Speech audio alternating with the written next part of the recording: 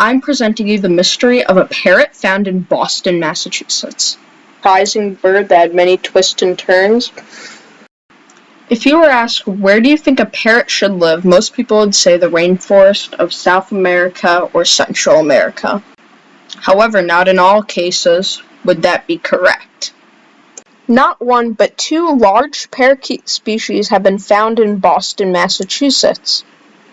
According to birders from the area, both of the birds are monk parakeets. Most wouldn't find this interesting. Boston's a big area, maybe two parrots just happened to escape, but that wouldn't explain why they are building a nest. Most of us know what an invasive species is. Like the house sparrows, they're often extremely bad for the environment. On the other hand, there are just birds who escaped from captivity, then usually end up dying later. Whether this bird is just a harmless escape or a possible invasive threat is a complicated answer, but will be answered. In this episode, I will be answering the questions.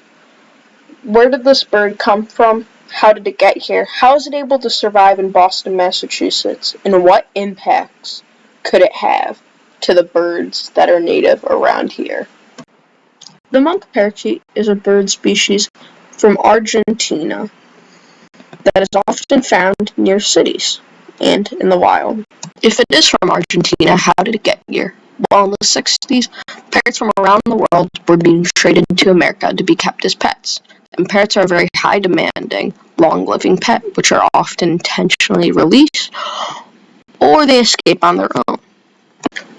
When you're looking closer to it, monk parakeets have been around since the 60s in many different cities, including New York, Chicago, Texas, and Florida, and Boston in a few occasions. So how is this bird able to survive in some cold, harsh conditions?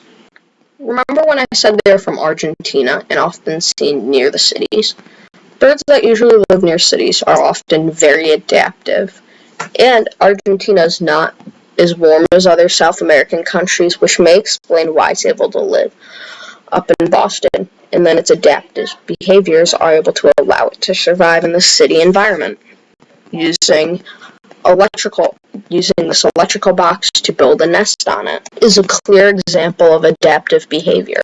To figure out how it's living, I'm going to be going to the monk parakeet nest and examine it. I want to get this on recording. We just drove by the parakeet's nest, and I thought I saw it, but it turned out just to be a mockingbird. Okay, let's cross this road. So, there's been recently a monk parakeet found, which is interesting. I'm gonna find it. Oh.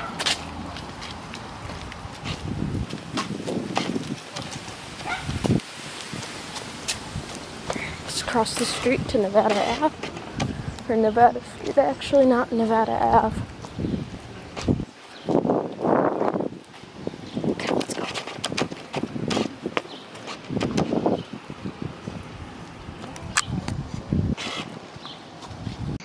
This is the parakeet's nest, a cleverly crafted build that was made by the parakeets and the sticks surrounded in the surrounding area. We started to hear loud noises you would only hear at an exotic pet store. Then one of the monk parakeets flew into the nest. According to some of the birders at the spot, the parakeet's nest was destroyed a few months earlier by the electrical company. And according to them, there were 3 eggs within the nest, which means the parrots are breeding. Watching a bright-colored parakeet have no problem in Boston was a beautiful yet scary sight. Nice seeing that there's bright-colored birds here, but scary that it could kick out all our native birds if they become a threat. In many states, the parakeet has already been, is not wanted, and they want to keep it that way because they could hurt states, and if we don't, even though there are a few of them, and we might not think it's a big threat, at some point there are only a few house sparrows or different plants that could really hurt it, so we have to really make sure their population is in check.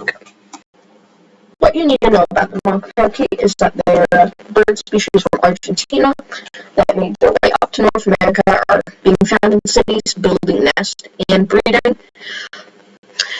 And they may not be a big problem right now, but they could have bigger future impacts, so we gotta keep them in check.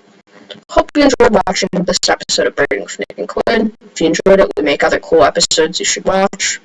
And then like and subscribe. Side note, if you made it to the end of a video, my mic has been terrible, and I've ran into 5 microphone qualities, and yeah, it stinks. Okay.